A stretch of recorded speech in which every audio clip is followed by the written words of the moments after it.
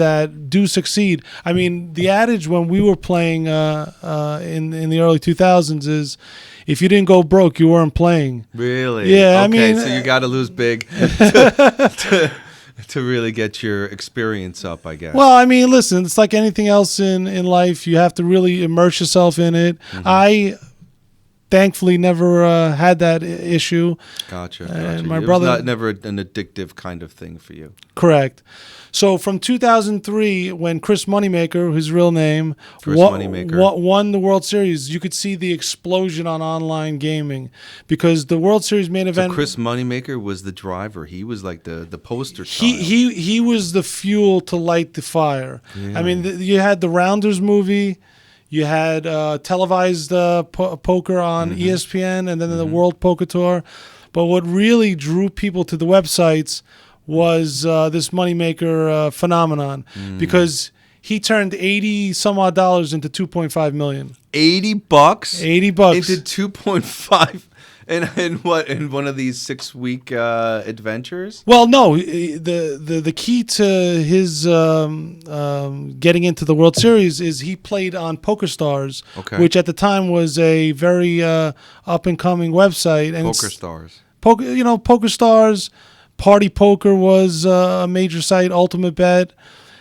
But here's the thing: once Chris Moneymaker does his thing and wins the main event, you see subsequent main events explode. I mean, the following year, 2,300 people get into the main event. Then the following year, 5,600 people get into the main event. Really getting that crazy? Oh yeah, absolutely. Really, and these are everywhere from international. People were playing all over the place. But here's the rub. Yeah. We didn't know if it was legal. What do you mean? It was. Well, I mean, really, people really. Well, I mean, the federal government at that time did not recognize online poker as a legal enterprise. So you're saying in 2003, everybody was doing all these millions of dollars transactions. Hundreds of millions. Hundreds of millions. Hundreds of millions. And the dark web is exploding. They're selling illegal products there. And the FBI is going after them, but casinos are being left alone online. Well, not necessarily. I don't think the politicians really planned for what was coming next. So it took time for politicians to get certain legislation in the House and the Senate. And in 2006, they ultimately passed a bill called the Unlawful Gaming Act, which tried to define illegal activities concerning online gaming. Which were what? Well, at the time, gambling is gambling, no? No, but yes, you are right. But getting the federal government to recognize anything through legislation is important. So 2006, it really spooked the markets, and a major company called Party Poker moved their operations offshore to insulate themselves. Because they were having trouble operating in America, and they became an overseas entity. I remember putting my first amount of money on Party Poker, and at the time they were not taking bank transfers. So I literally had to contact Party Poker, and they sent me to a Western Union. Really? Yes. And you Western Union. I Western Union. You didn't think that was fishy at all? Well, I mean, listen. Raising flags there? Yes, I definitely did, but I was in my early 20s living at home, and I wasn't married and have kids. So it was worth the I mean, it was only $300-$400. Right, okay, all right, a couple $100. But the online gaming and the online poker industry was really intertwined with the bricks and mortar poker scenarios, because I remember going into these establishments in New York. First it was the Mayfair, then it was the Diamond Club. I really played a lot at PlayStation on 14th Street and 5th Avenue in Manhattan. These were all Sounds in like Manhattan. a nice place, man. And you'd walk in, and since you had an issue of getting your money out of these sites, you would see other online poker players saying, "Do you have any money? Can you sell me some chips?" Oh yeah, really. Oh, and I'd be like, "What's your name? What's your avatar?" And I would send them the money, get the cash. That was really underground. That was the market. Wow. And then you would go to like big main events and meet individuals from other states, and then transfer money there. It literally People just transferring money between each other, Western Union, absolutely, and that's it, cash kind of deals. And that went on for many years, and then in 2011, it came crashing down. Yes, 2011. So hang on, let's jump in and look at some of the data that we've collected on the subject. All right, let's start with our cyber news. Actually, take a look at that. And 7 ways to tell if an online casino is legit.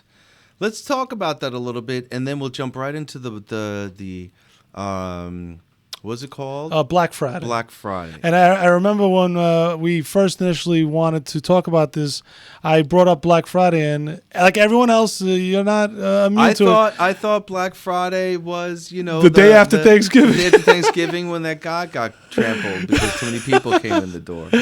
I mean, why did they reuse that name? I guess it was convenient, sort of. Well, it happened on April 15, 2011, and it just happened to happen on a Friday. So okay, so it was just convenient, and that's what they went for. Yeah. Let's actually find that one actually and jump right into that. Okay. What happened on gambling's Black Friday? Here we go. This is from gambling.com. I don't think you're gonna get much better resource than that. United States versus Scheinberg. Take us through this. What happened on this date? Well, it was building up for many years, and the federal government had signaled that they were going to address the online gaming, in particular online poker, and on Black Friday, April 15th, 2011, they seized the domains of 3 major poker sites that were servicing American-born players. Okay. So those sites were PokerStars, Party Poker, and I believe the other one was Ultimate Bet. Well, it says here the Department of Justice seized the .com addresses for Pokers, Stars.com, and Full Tilt. Oh, I'm sorry, Full Tilt. I apologize. Well as Sirius, which ran Absolute Poker Ultimate Tablet. Yeah, Ultimate Bet. Ultimate Bet. Yeah, I got it confused because Party Poker had moved their operations after 2006 offshore. Okay. And Full Tilt continued to operate with the American-born players. And it was called the United States versus Scheinberg was the ultimate who I believe was the CEO of PokerStars. Correct. Yeah. The founder and CEO of PokerStars. So you really have to keep this... And accompanied by a civil case on the United States versus PokerStars upon unsealing the indictment on April 15, 2011, right? I guess that was a Friday. PokerStars and Full Tilt, the biggest online poker operations, pulled out of the market and stopped offering real money play to American customers completely. So yes, done. So people woke up on April 15th and they had either $200 in their account or $2 million, and it was seized. It was gone? They took it? Well, no, not necessarily, because they had to work it through the court system, and eventually, years later, they were made whole. The players. So if you had like $1,000 in there, it was gone now. It was not operational. You could not access it. Really. And it really set the online poker industry back many years. Really. So what did everybody do? I mean, what was next? That's a good question. A lot of people were baffled on what transpired. All online poker came to a halt in the United States. Oh, so overseas sites were still operating. They operated, but they weren't as hot as these sites. Yeah, I mean, listen, you have big gambling markets in the United States like Nevada, Atlantic City in New Jersey. You had the Indian reservation casinos in Connecticut. Sure. So a lot of people were affected. It affected not only the people that had their money online, but it also affected the brick and mortar, because those people spent money in those card rooms in America. So it was a big problem. Really. So did gambling or casinos in general take a big dip after? Well, of course. Not necessarily the casinos, but the online gaming. I mean, I think, if I'm not mistaken, you can. But hold on, now the government's not making any money off this. It's good they stopped any activities, no taxing. Well, a bigger effect it's very interesting, because you had 3 big conglomerates in Nevada that was behind pushing and lobbying the federal government. One of them was Gary Loveman, who was the CEO of Caesars International. Wow. Then, following suit, you had Steve Wynn and Sheldon Adelson of Wynn Resorts, and Sheldon Adelson was a big casino owner. They really didn't understand and didn't want online poker. Really? Because they thought it affected their bottom line. People wouldn't come to the casino. Right. And I think that's a fundamental mistake, because I think the online gamblers actually fed the brick and mortar people to come to the casinos even more. Because you don't want to sit in front of your screen all night. Eventually, you're going to go out. Also, it was a feeder. But it keeps your habit going that you like to do. Well, yes. I mean, listen, doing anything over time is not good. Too much of anything, Yeah, moderation. Moderation. So since 2011, it's been almost a decade after Black Friday. Wow, man. And I actually believe that things are going to spike again for online poker. Really? Because now you have states approving online sports betting.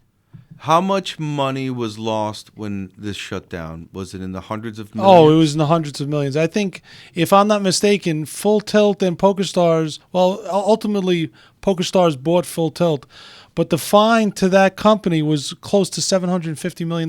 Wow. And then they said, forget it. We're going to, where'd they go? What country? Oh, I mean, they went offshore. Some went to Costa Rica. Got it. Some went to the Caribbean, where Costa Rica is very nice.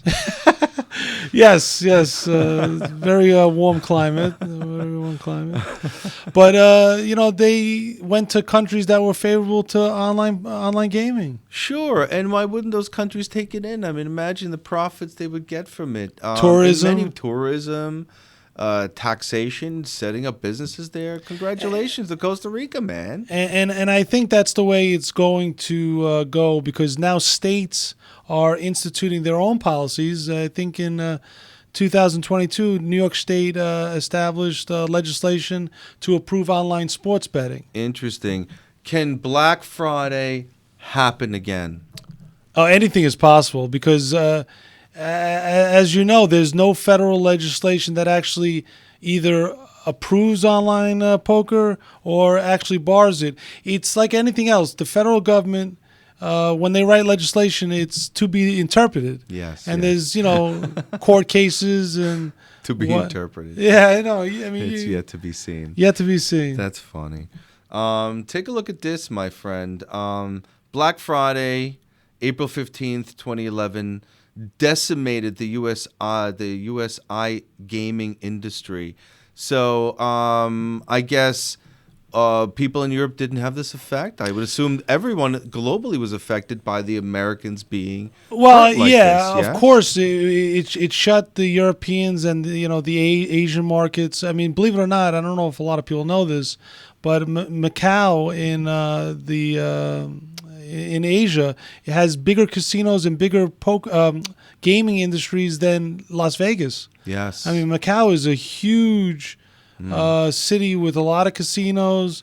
So a lot of the American-born players went there. I knew people personally from playing poker in New York that actually moved to Canada. Really? Yeah, so Really? it was interesting. That's funny. I was not that extreme, So there's a couple interesting things they talk about. Again, Black Friday is what they're mentioning that decimated this whole industry, which is scary, thinking that if you had money in there, what's next.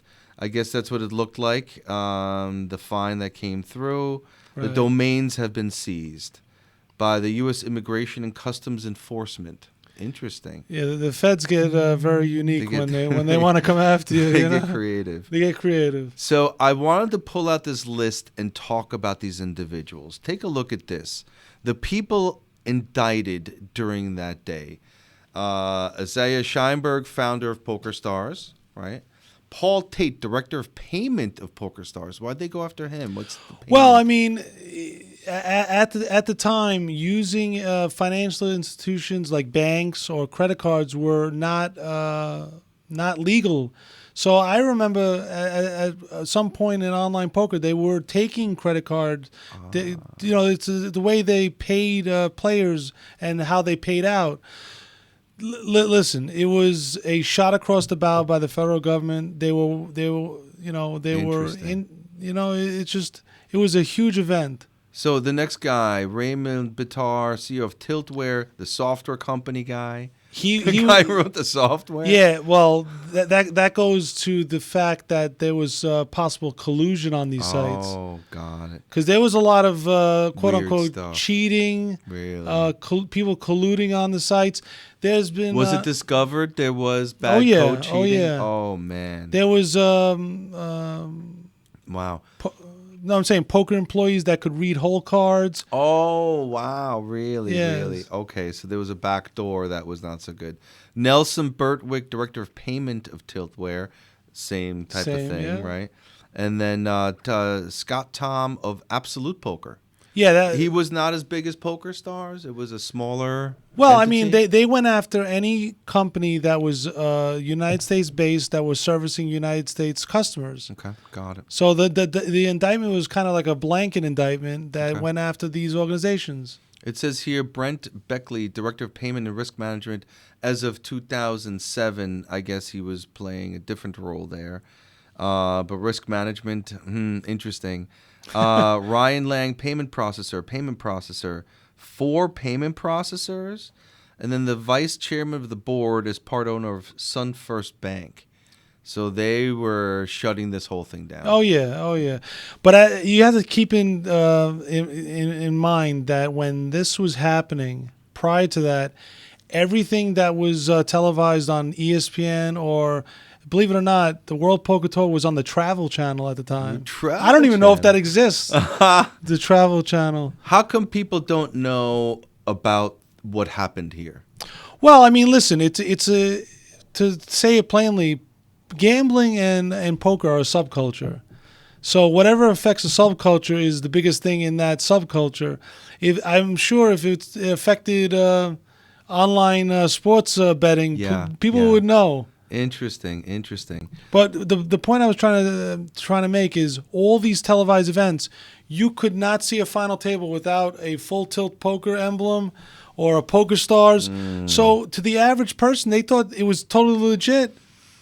Because they're the logo on here. Look, it must look fine. Yeah, really, are you surprised? No, but I got to tell you, when I was watching it, to be honest, I did not realize it was illegal either.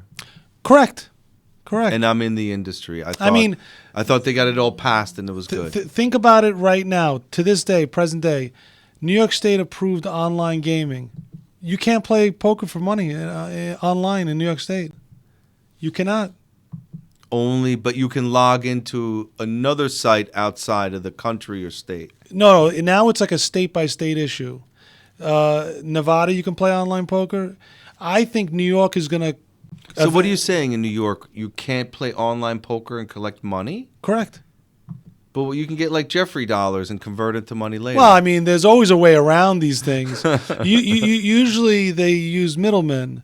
Like... They play. So it's like a bookie with the horse races back. It's a bookie concept. The irony is you can bet on the Giant game this weekend, but you cannot play against somebody play on poker online in New York State. Now I think it's going to change because the neighboring states, Pennsylvania and New Jersey, already legalized it. Really? So I think eventually New York will get there, so to speak. Wow, there's so many similar new trends that I worry about starting up as well because of this kind of government stuff that's not going fast enough, you know? So what happened to these individuals? Do you have any idea? Are they out and restarted? I mean, this sounds like they spent a lot of money and time and jail time, I assume. There was a lot of federal agreements that transpired. Some people, I know the CEO of Full Tilt, copped a plea. But Full Tilt was eventually acquired by PokerStars. Really? Okay. And, that folded into their umbrella. A lot of these websites... So PokerStars exists today? Oh, yeah. Oh, they have a big... In the United States? Technically, yes. But you can't do it in New York? New York has not approved online poker. So let's take a look at this. Black Friday Aftermath, the poker sites. Yes. So years in some cases were interesting to say the least. It was business as usual for PokerStars, operating overseas, right? Yeah. A couple months following the indictment of Blanca Gaming, another brand, parent company of Ultimate Bet and Absent Poker, released a statement saying they were going to file bankruptcy. And there goes all the money everybody had in their account. No, But- man, come on. That's crazy. Yeah, no. File bankruptcy with my money. I thankfully did not have a lot of money online at the time. I was actually exiting the poker world around 2011 because I was getting married. I had a job that. Oh, there you go. Now you gotta have a family and a wife and kids, and there goes single time hanging out at the casino till 5 a.m. Yeah, it's not a good lifestyle. Trust me. A lot of the games are at night. You're always eating greasy food because you're at either a casino or an establishment, so there's no home cooked meals. You know? Look, we're about the same age. I used to love going to raves. Everybody met at my house at 12:30. Go to the city, you know.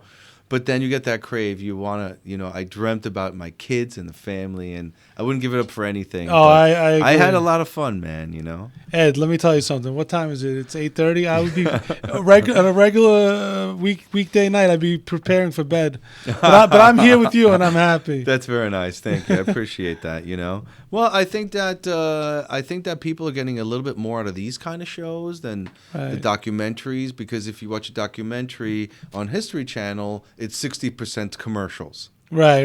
And then what you see is people having all the scripted stuff.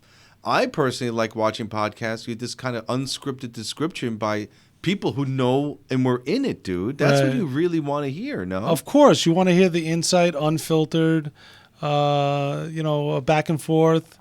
That is not scripted. We didn't script anything today. We just... No, put your notes away. My digital notes. Well, I make these notes till we kind of pull up information, which is interesting, you know. But beyond that, it's kind of just this live show. Yeah. Let's take a look at this next article.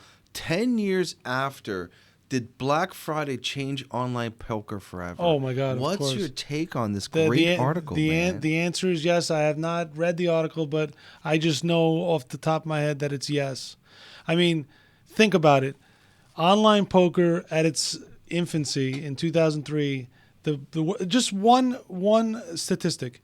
The World Series main event, the first prize was $2.5 million with 839 participants. Wow, nice. To current day, the first prize of the main event was $10 million, and it was over 8,000 entrants. Wow. And that was part and parcel of online gaming. Oh, man. They had a catch net of individuals that got interested because they played online.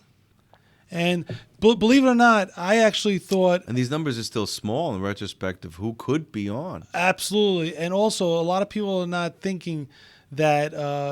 I'm actually shocked. I thought the pandemic would increase those numbers tenfold because they gave people the comfort zone to be at their home, gamble, play a little poker, and not, wear masks, so to speak. And did it? And I think it had that effect. I believe it did. Interesting. It says here the industry was on a collision course with catastrophe, but it revived. These people went overseas. Mm-hmm. They reestablished, kept it alive, but people lost their wallets. Well, a lot of people lost more than their wallets. I mean, think about it. If you have all your money trapped in a website for many years and you have no income, because a lot of these people, their sole income was online poker. I knew at the height of online poker, my brother who played online played 16 games at the same time. Are you serious? 2 screens. Oh, man. Clicking. Oh, I saw it for years. And he did well? He did well. He's a good poker player in general. But online, 16 games simultaneously. 2 screens. Sick. I think Best Buy was working overdrive because they were selling all these screens. Yeah, you could play a multitude of games. That's crazy. So April 14, 2011, it's hard to envision the current online poker landscape. But in 2021, 8 years later, the number of legal poker states is 5: Pennsylvania, Michigan, Yep. West Virginia, and 2 others, right? New Jersey. Nevada, New Jersey, and Delaware. So that goes back to the pressures that New York's going to face, because they have neighboring states that are okaying and approving online poker sites. And now that you have online gaming, it's just the natural segue into online poker. I think with the technology, and you know this better than I, Yeah, man. the technology could pick up individuals that are colluding. There's security measures that these online sites could put in place to ensure safety. And, now we have Zelle and PayPal and, Goes on and the Goes payment on. methods. I worry about the Zells and those kind of things. Tell me why. I mean, I don't know. I just worry. I worry about the security about those payment Really? systems. Yeah. I worry about ACH. I worry about wire transfers. It's all. I've seen problems in all of it, and it's really concerning. Zelle to me seems like it's very simple to take advantage of. wow. You You mean like security? Yeah, and I think people are using Zelle for transactions that should not be happening, and I'm afraid that if some regulation comes through and you used Zelle to pay for something bad, they'll shut out down your whole account. Wow. And that's yet to happen. But what if you use Zelle and you pay some terrorist or a drug dealer or something? Right. Can they just shut you down? I mean, you don't know yet.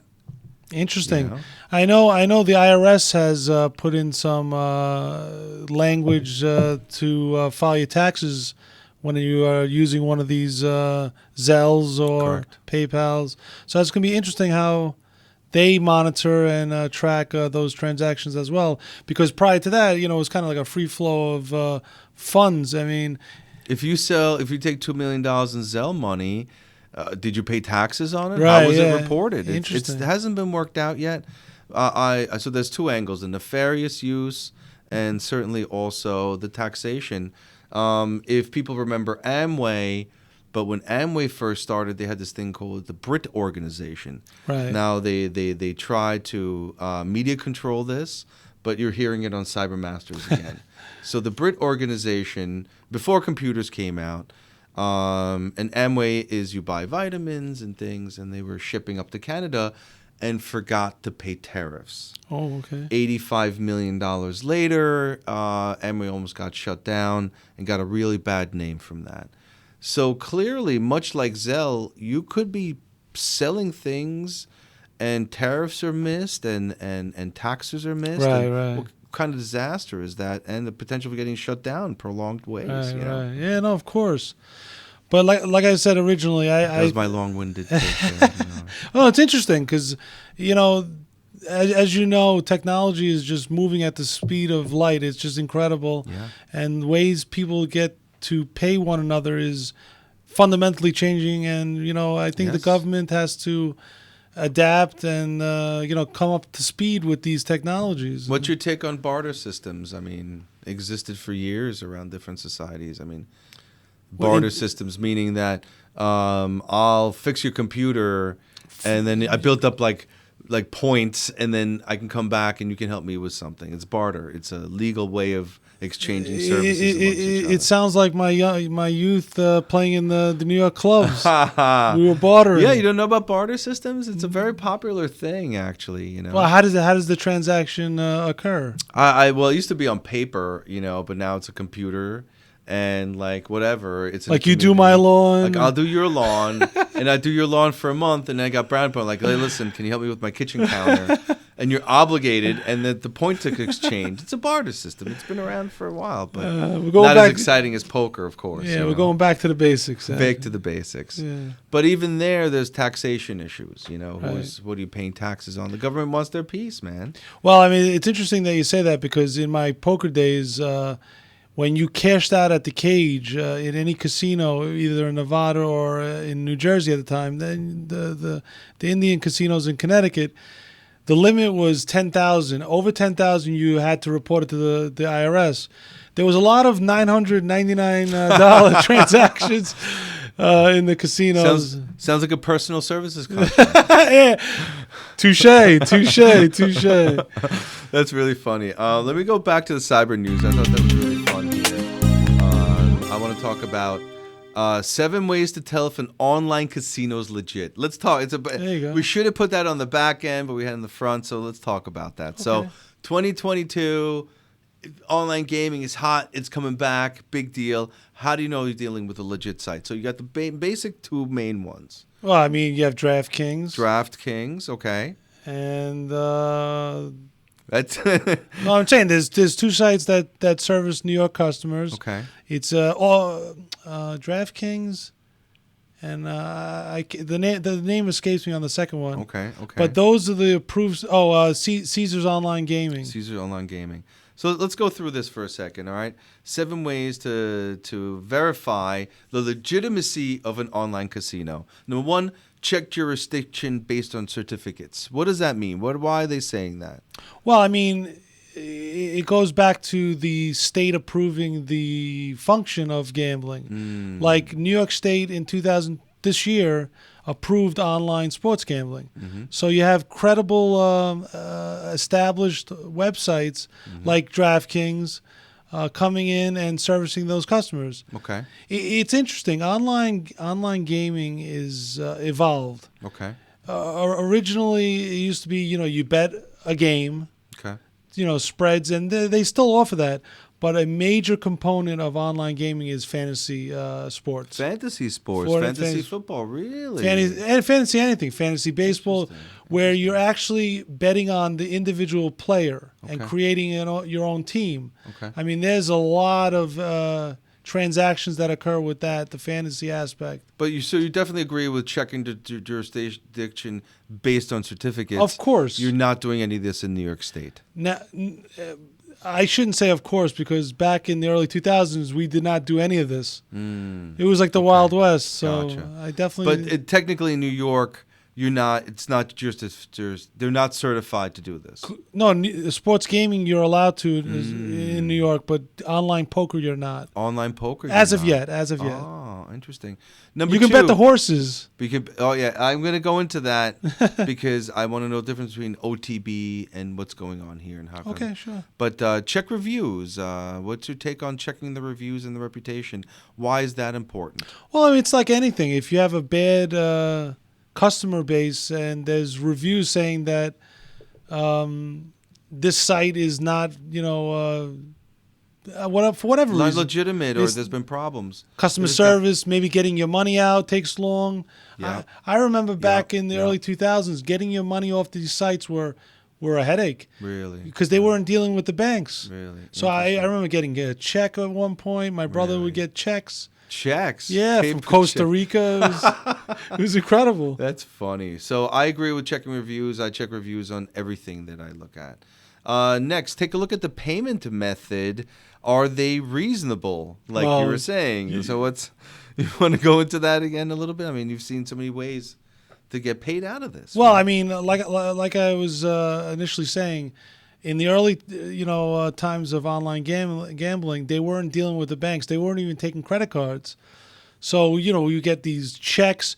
Very often, you would walk into a casino or a poker spot, and you would sell for cash those chips. Really? Oh, interesting. Yeah. You would ask for their avatar name and transfer. So it's standard practice for legitimate casinos to allow for a wide variety of deposits, withdrawal methods, not one or two pigeonholed methods. Correct. So you want somebody who's got a more evolved payment method, which shows their legitimacy. Right, correct.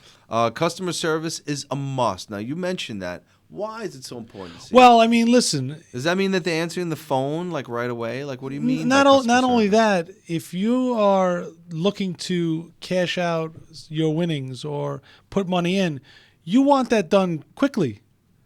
I mean, there's always a game on Sunday for football, so you want to get it before the game, Gotcha. Reasonable waiting times in regarding to winnings. There you go. Exactly. It's very important. Customer service and how you get paid out is the same. Customer service and how you get paid out is one and the same. Interesting. And then finally, they talk about software. Well, I mean, that's your niche. So, but no, you said something interesting that even in those early things, it was caught up that the the programmers and the software developers were part of the problem? In certain aspects, yes. Because like anything, when it gets so big like that, Yeah. the desire to collude, the desire to rip people off gets very tempting. I mean, think about it. PokerStars at its height during that period was making $1 million in profit a day. A day. $1 million a day. Wow. And they made it by what is called a rake. Okay. Like if you have 10 people playing on one poker table, you get a piece of every pot. So if you have thousands of tables, you get rake. You raise you're making money off every table. That's and crazy. believe it or not, they actually had employees playing in the games to start the games. And once a game was full, those employees went to other games. It was called shaping. Okay, shaping. I mean, believe it or not, that Meaning that you can go to different games over time. you could start the game, you can shape it. That's actually a legal activity in California. Shaping is legal. Yeah. Why is it not legal everywhere? Like anything else, every state has their Has own. their own. What's going on? Why does every state have their own thing like this? It's What's going on? It stinks, man. It's the beauty of federalism. It really is. I mean, every state should decide. And I don't want to get political. Yes, okay. I'm just saying it, but I believe they should decide their own fate, state by state. Correct. Yeah. They know their priorities, and Well, I mean, if you look at New York or even Long Island, it's bigger than most states altogether. In I actually population. think It's crazy. Long Island should be a state. It should be its own Should be state. so. What would you call it? What would be the name? I would call Sarconeville? CyberMasterville. Nutella Land. Nutella Land, yeah. That's where all funny. your dreams are All your created. dreams are come true. Let's take a look at the best technology improvements in casinos in 2022. What have you seen that you like so far in online gaming? And let me take this from the perspective that I don't do this as often as I did when I was Sure, gotcha. in But my- you definitely play a little bit. play a little bit. I see the technology, the avatars. I mean, they were very primitive back then. Now Interesting. The graphics. the and graphics stuff. have improved. Yeah. It says here gambling online with PayPal means financial information is more secure. Well, you weigh in on that. What do you think? Yeah, I definitely agree. I would have to even venture to say that from what I'm seeing, that government could probably take a couple pointers from the gambling industry. Really? I would say that what I've seen, and I have a couple of intimate stories about this, that what I see in these systems do seem to be more sophisticated in terms of security measures. While maybe early code was messed up, I find PayPal is very sophisticated. They're very good security. And the fact that, we'll look at it this way, government doesn't use PayPal. That's a very So good point. all the safe working systems aren't available there. It seems like gambling could be a trendsetter for security and online stuff. Interesting. I don't know if you realized my thoughts on that. No, like I said, I respect you. I respect you in general, but when it comes to technology, I definitely, defer to your insights. Yeah. So- I would say that's the definite truth. That I would say you see, may not be perfect, but it's certainly steps they're taking are correct. Right. More than some of the governments and banks that exist in the world. Right. Also, Also, another important aspect from the technological aspect is online gaming and online poker in particular give what is called anonymity. And, yes, good point. Because back, 20, 30 years ago, you had to go to an OTB or you had to go to a brick and mortar casino. Now you can use your phone and, do these activities. in there. It also makes it a little dangerous. And dangerous in the aspect of getting, younger generations involved in gambling. Yeah. And they don't have the mental stability to actually process what they're doing. How do you make gambling fun and prevent it from becoming an addiction? And how can you monitor your kids whether they're going too far? Well, I mean, listen, every family has their own set of rules on how they monitor their kids. Our saying, and in particular my brother and my saying, was whatever we gambled with should not and will not affect our lives. Meaning the money that we were utilizing. If it was lost, or obviously you wanted to win, if it affected your life, we didn't do it. How can you tell that somebody who's younger is beginning to go down the wrong road, or they're getting addicted? What are the signs? A lot of it has to do with borrowing money. Borrowing money? Yeah, because back when I used to do this regularly, a lot of the unfortunate players, that was their modus operandi. They borrowed money. And actually, there were some people that borrowed money from me that I hope they didn't pay me back because I didn't have to deal with them anymore. But wasn't it that they break your legs if you don't pay them back? It's not like that. It's just as in the movies. Well, I mean, anything's possible, but you didn't have to break anybody's legs. I didn't have to break anyone's legs. Right, no, that's good. I wasn't involved in that aspect. I saw a couple. Was there a lot of that? If you didn't pay back, there was physical pain. Of course. Did you get to see any of it? Were you there for any? No, beatdowns? no, I did not. I don't have any first-hand accounts of that. Gotcha. But dealing with the underground economy was you had a lot of interesting characters. So a lot of nicknames. Fast Eddie. Fast Eddie. Believe it or not, in the movie Rounders, the actor played John Turturro's character, Kanish. Yeah. That was actually a real life person. His name was Joe Bagels. Really? Yeah. So you heard it here first. Joe Bagels. He actually passed away a few years ago. So interesting. I wanna talk about casinos for a little bit, and so I had a friend where I first learned about this. And they were in a casino, right? And a young woman came up to him and was just talking to him, touched him a couple of times, and then moved along. And it was discovered in that casino that they had a credit card skimmer they were walking around with. Really? And as a matter of fact, I keep my credit card, you can't see it, in this sleeve here, because there are skimmers that if somebody just touches you, they can grab your card information right into the skimmer. And it was a known hack that was found in casinos. Really? So I recommend that if you do go into large public places, especially casinos, to take not only your credit card, but as well your driver's license in one of these sleeves. Now, I'm not advertising Chase, although Chase will give these to you for free. All the banks will.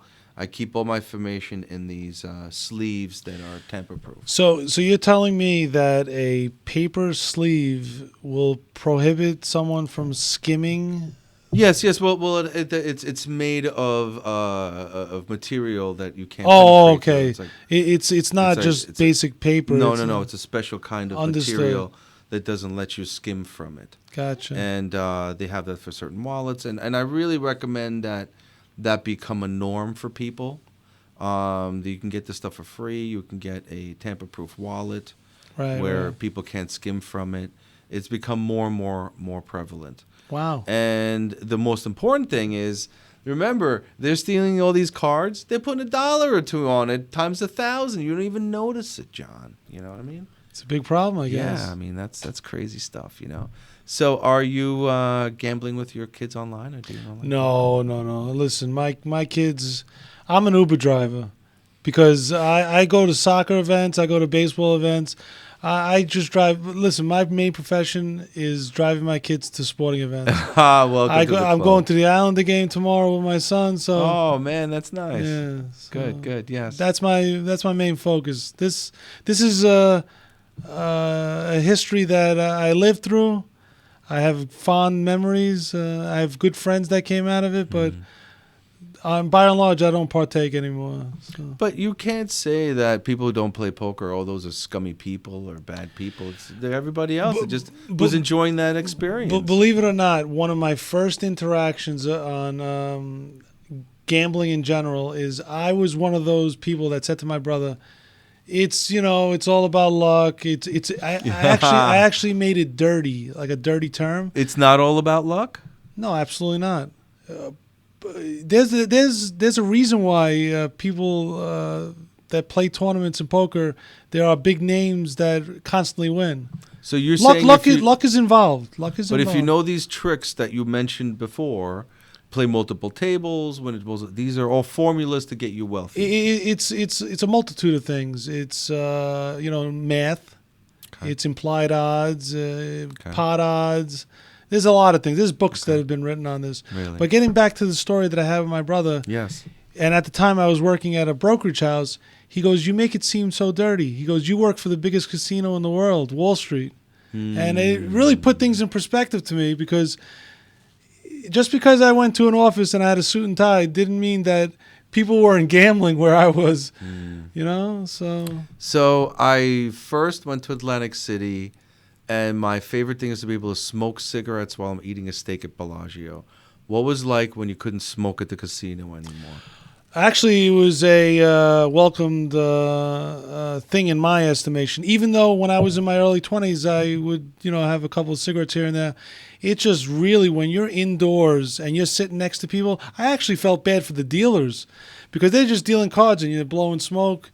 Right, secondhand smoke right in their face. It's just annoying. So, wow. But eventually, all the casinos in the poker rooms are not allowed. I know a lot of the casinos in Atlantic City are now allowing smoking within the confines of the casino, but not the poker room. Interesting. Okay, but they're allowing it.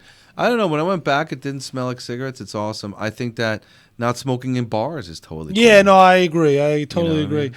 Believe it or not, if you look at the footage of early World Series of Poker main events, there was an individual, a two-time championship. His name is Johnny Chan. He would sit in front of a poker table with oranges, and they asked him why. He said, "I don't smoke. I put the orange to my nose to smell the orange." Wow. Yeah, that's how he got through it. He just hated smoke. Wow, get out of here. Yeah. It was bothering so much. And he would put the orange to his nose to get rid of the smoke smell. Wow. So, have you seen these other video games? I mean, they'll pay out millions of dollars for the winner. So it's not only poker. There's other video games. Like roulette and no, blackjack. there's regular action video games, like gaming stuff? Yeah, like regular video games will have. And what do they have, tournaments? They have tournaments and they play. Yeah, it's all kinds of games. It's gone beyond just card games, Really? Like Clash of Clans, believe paid out $5 million last October to the winner. Wow. By check? Clash of Clans. No, I think they. Hopefully they CH'd it to him. That's a good question. I'll have to ask. One of those big ass checks. Hey, fun. But yeah, imagine. So I think the tournament just happened recently too. But imagine $5 million for being the best Clash of Clans player. Hey, so listen, it's going crazy. And look at drone racing. There's another drone racing. So do you know about drone racing?